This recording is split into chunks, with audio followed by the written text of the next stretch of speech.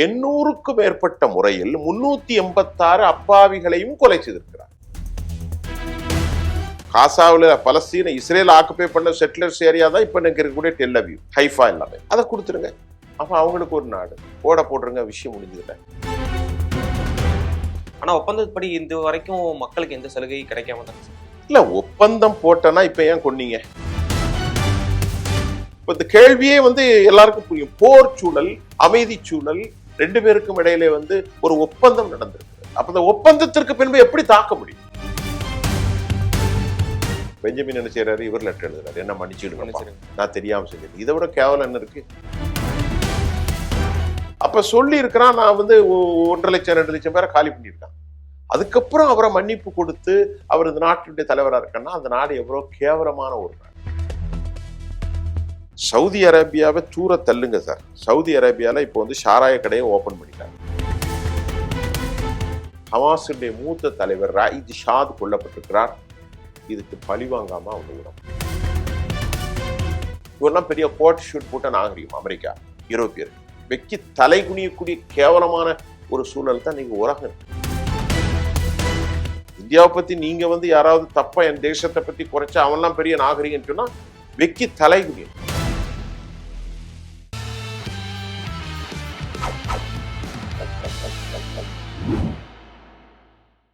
GeM TV நேயர்கள் அனைவருக்கும் வணக்கம். நான் உங்கள் விஜய் பிலால். இன்னைக்கு அரசியல் ஆடுகளம் நிகழ்ச்சியில நம்மோடு இருந்திருக்காரு திரு சுஃபியான் சார் அவர்கள்.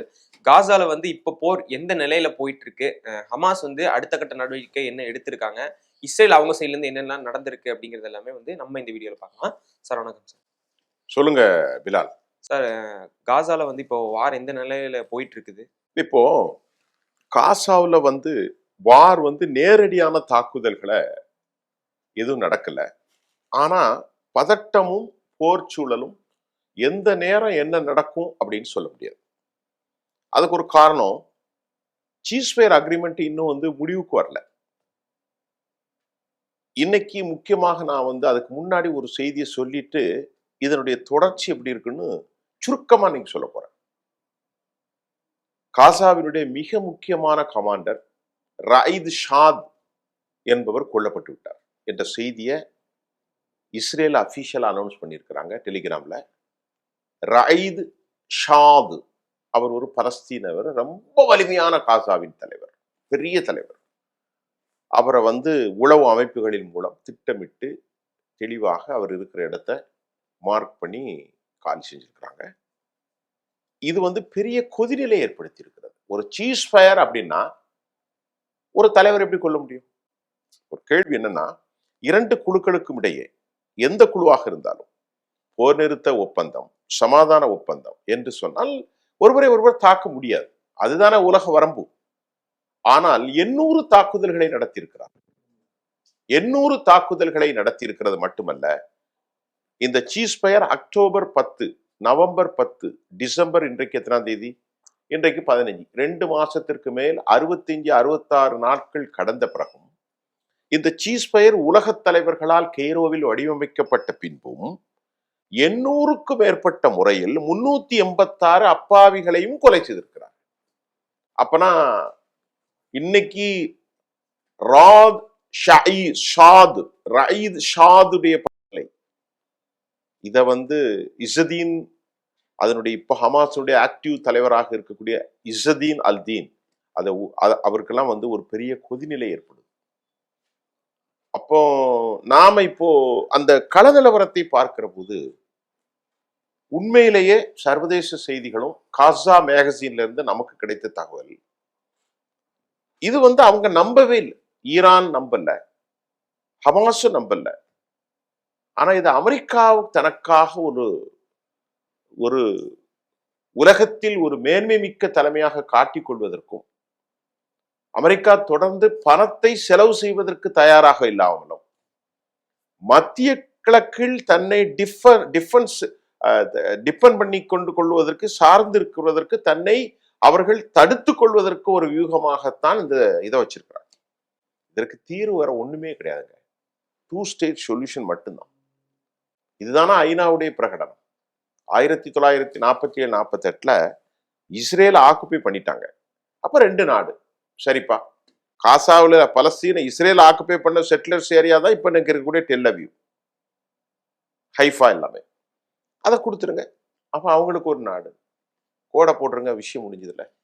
ஆனா கொடுக்க மாட்டோம். இது நியாயமா அநியாயமாங்கிற மட்டும்தான் பேசுவோம். ஒப்பந்தப்படியும் அதே மாதிரி தான் வந்து போட்டுருந்துச்சு. அந்த இதுக்கு வந்து உங்களுக்கு தனியா ஒரு இடத்த கொடுத்துருவோம். அவங்க அந்த காசா இப்ப மக்கள், அதாவது ஃபுல்லா சதஞ்சு கிடக்கிற காசாவை திரும்ப நாங்க ரீபில்ட் பண்றதுக்கான உதவிகள்லாம் பண்றோம் அப்படின்னு தான் ஒப்பந்தம் போட்டாங்க. ஆனா ஒப்பந்தப்படி இது வரைக்கும் மக்களுக்கு எந்த சலுகையும் கிடைக்காம தானே சார்? இல்ல, ஒப்பந்தம் போட்டனா இப்ப ஏன் கொன்னீங்க?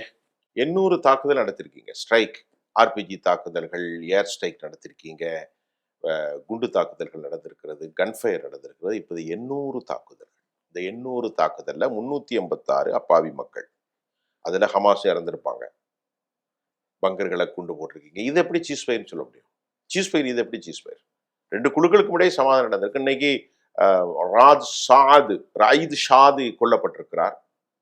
இப்போ இருக்கக்கூடிய ஆக்டிவ் இசுதீன் அல்தீன், இன்னைக்கு இருக்கக்கூடிய இசுதீன், அவருடைய தலைவராக இருக்கக்கூடிய ஹமாஸினுடைய தலைவர் இசுதீன், அவர் வந்து கடுமையான கோபத்தில் இருக்கிறார். சரியான அளவுல தாக்கி இருக்கிறாங்க. அப்ப போர் சூழல்ல எப்படி நீங்க தாக்க முடியும்?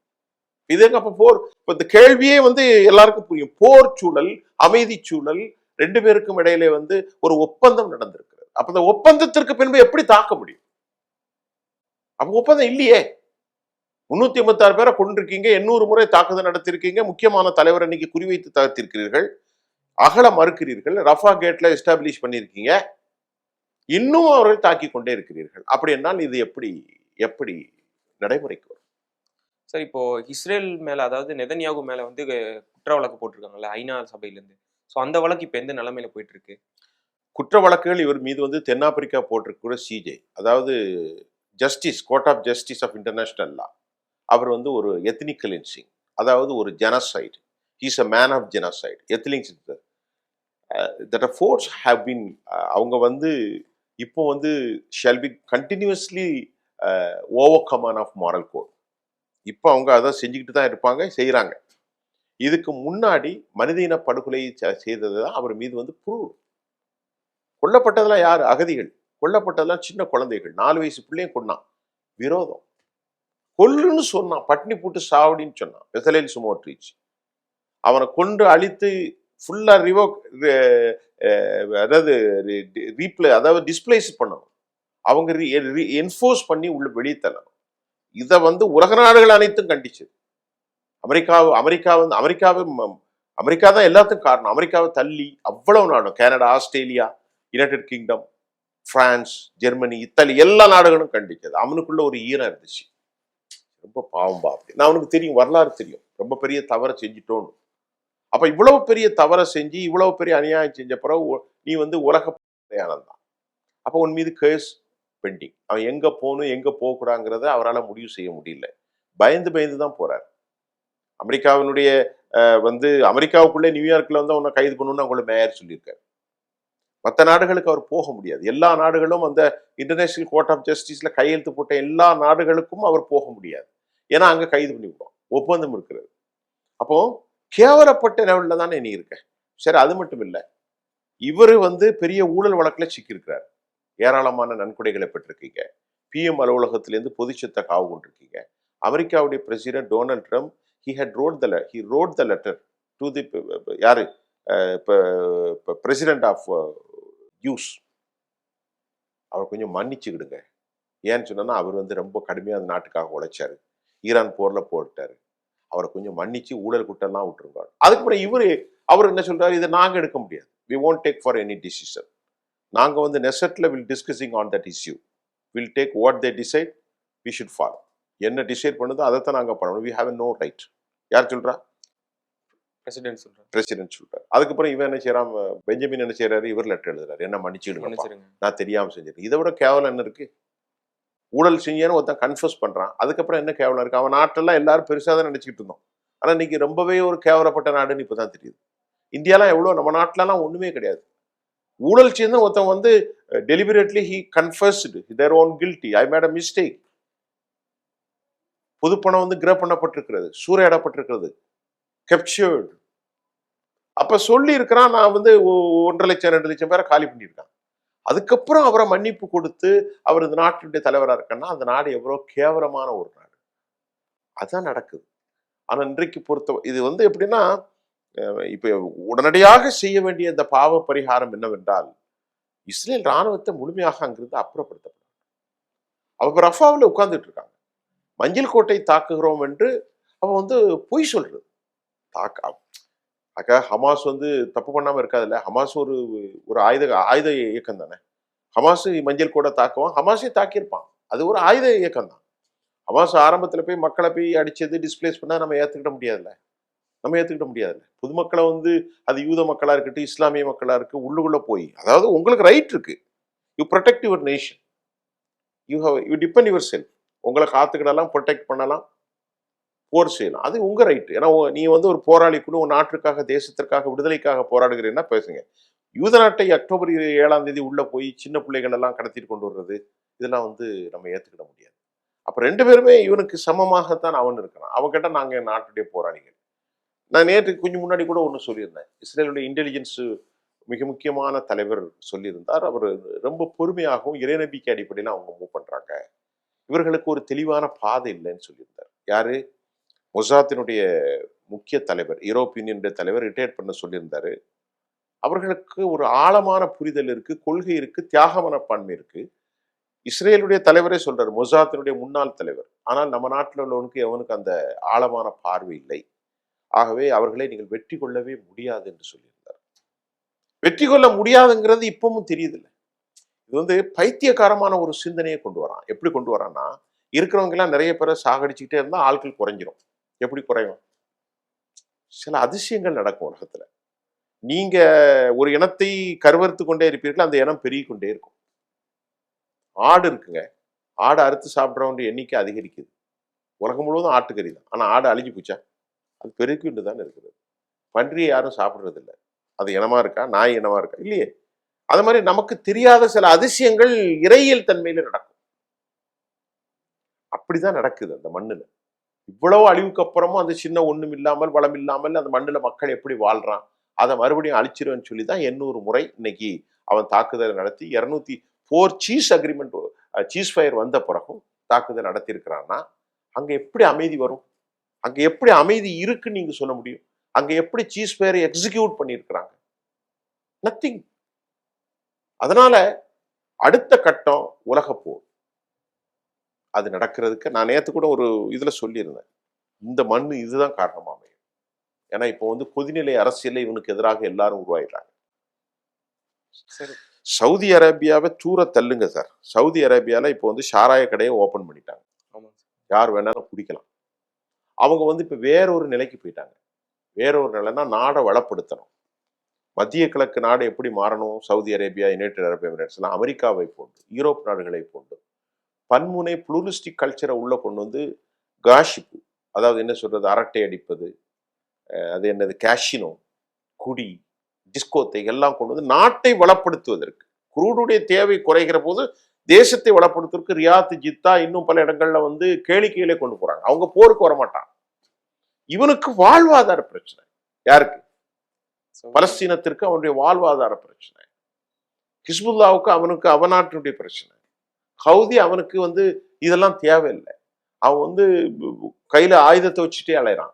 ஈரானுக்கு அவனை தொடர்ந்து 20 வருஷமா அவனை காலி பண்ணி அவன் நாட்டுடைய பல ஆயிரம் கோடி கணக்கான ரூபாய்களை, $பில்லியன் அமெரிக்கா டெபாசிட் பண்ணி எல்லாம் முடக்கிட்டான். அவனுக்கு அதுல இருந்து வெளியே வரணும். அமெரிக்காவுடைய பெரும் தாக்கத்திற்கு ஆளாகி இருக்கக்கூடிய பெரும் அறிஞர்களை கொண்டு 1979 அப்புறமே இன்னும் 50 வருஷமா போராடிட்டு இருக்கு ஈரான். இவன் எல்லா ஆயுதங்களையும் வைத்திருக்கிறான். 90 பாம்பு வச்சிருக்கிறான் ரகசியமா. அதை கண்டுபிடிச்சு எல்லாத்தையும் எடுத்துட்டு வந்துட்டான். அதையும் கேட்பதற்கு உலகம் கேள்வி இல்லை. இன்டர்நேஷனல் கண்ட்ரோல் ஆஃப் நியூக்ளியர் வெப்பன்ஸை கண்ட்ரோல் பண்ணக்கூடிய அந்த அமைப்பு அது இஸ்ரேலை பத்தி வாயே திறக்க மாட்டான். இஸ்ரேல்ல இருக்கு அப்படின்னு எல்லாம் கொடுத்த வாயே திறக்கல. யூரோப்பியர்கள் வாயே திறக்கல. அமெரிக்கா வாய் திறக்கல. ஈரான்ல என்ரிச்மெண்ட்ஸ் இருக்கு அப்படின்னு ஒரு கண்ணுல வெண்ண ஒரு கண்ணுல சுண்ணாம்பு. இப்ப ஈரான் கோலியேஷன் யாரோட இருக்கு? வடகொரியா, ரஷ்யா, சீனா, ஈரான், இவ்வளவுதான் இருக்காங்க. அவங்க ப்ராக்சியாக இருக்கிறதா ஹமாஸ், ஹிஸ்புல்லா, அது என்னது இன்னொரு நாடு, இது நம்ம ஹவுதிகள். அப்ப இது சமாதானம் கிடையாது. இன்றைக்கு ராயித் ஷாத் என்பவரை, ஹமாஸுடைய மூத்த தலைவர் ராயித் ஷாத் கொல்லப்பட்டிருக்கிறார். இதுக்கு பழி வாங்காம அவங்க விட மாட்டாங்க. ஹமாஸ் திரும்பி பதிலடி கொடுக்குற மாதிரி ஏதாவது கண்டிப்பா கொடுப்பாங்க. கண்டிப்பா கடுமையான பழி வாங்குதல் இருக்கும். அப்ப மறுபடியும் அவன் குண்டை போடுவான். இதுல இறந்து போறது யாரு? பாவப்பட்ட பிள்ளைகள் தான் மக்கள் தான் இறந்து போறாங்க. இருப்பாங்க. இன்னைக்கு நாம இருக்கிற குளிர், அங்கெல்லாம் குளிர்லாம் பயங்கரமா இருக்கும். இப்போ புயல் வேற வந்து அங்க எல்லாரும் வெள்ளத்துல மக்கள் அங்க எதுவுமே கிடையாது சார். சார் பரந்த நிலப்பரப்புல மக்கள் ஒரு சின்ன ஷெட்டை போட்டு உட்கார்ந்துட்டு இருக்காங்க. மரங்கள் இல்லை, மாளிகைகள் இல்லை, எதுவுமே இல்லை. எங்கேயும் போய் அவங்க ஒடுக்க முடியாது. அதுல பச்சை பிள்ளைகளை வச்சுட்டு இதை விட ஒரு அநியாயம். இவனெல்லாம் ஒரு நாகரிக சமூகம் வேற சொல்றான். இவெல்லாம் பெரிய கோட் ஷூட் போட்ட நாகரிகம். அமெரிக்கா, யூரோப்பியர்கள் வெக்கி தலை குனியக்கூடிய கேவலமான ஒரு சூழல் தான் நீங்க உலகம் இருக்கு. நாம நாடு இந்தியாவை பத்திலாம் யாருமே குறைச்சி பேசவே கூடாது. இந்தியாவை பத்தி நீங்க வந்து யாராவது தப்பா என் தேசத்தை பத்தி குறைச்சா அவன்லாம் பெரிய நாகரிகன்னு சொன்னா வெக்கி தலை குனியும். அசிங்கம் அது. நம்ம அவ்வளவு பாதுகாப்பான மண்டலமாக இந்தியா இருக்கு. நம்ம நாட்டை மாதிரி சிறப்பும் செல்வமும், நம்ம நாட்டை மாதிரி மனிதநேயத்தை கெடுப்பதற்கு இன்னைக்கு ஒரு அடிப்படை மதத்துவ குரூப் வந்துகிட்டே தான் இருக்கான். அது அழிக்கப்பட வேண்டும்.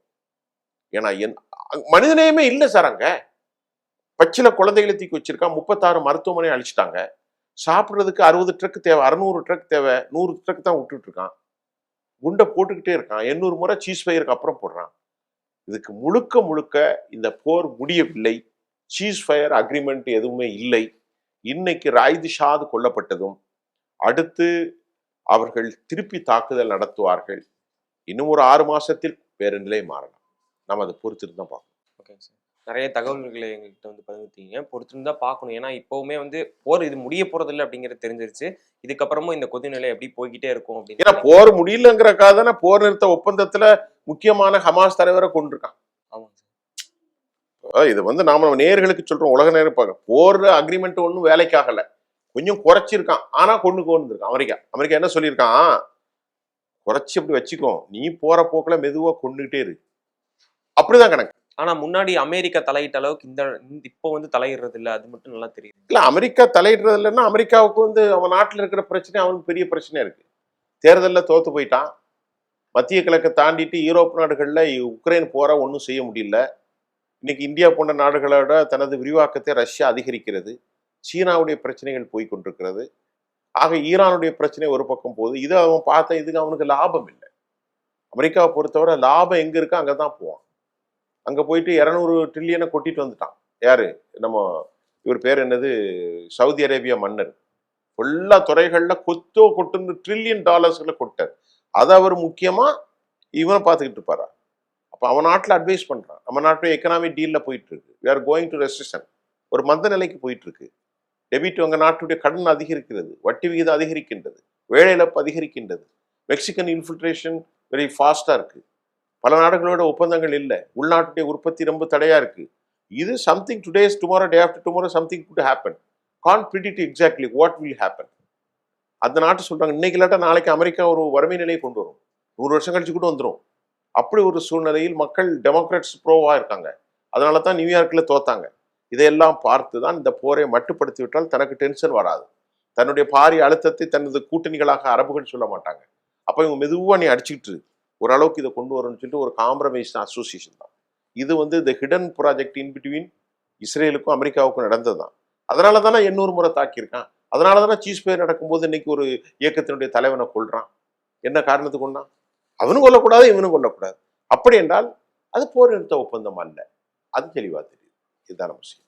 Okay sir. நிறைய தகவல்களை வந்து பகிர்ந்துக்கிட்டீங்க. ரொம்ப நன்றி சார். இதே மாதிரி அடுத்த நிகழ்ச்சியில நான் உங்களை வந்து சந்திக்கிறேன். அது வரைக்கும் நன்றி.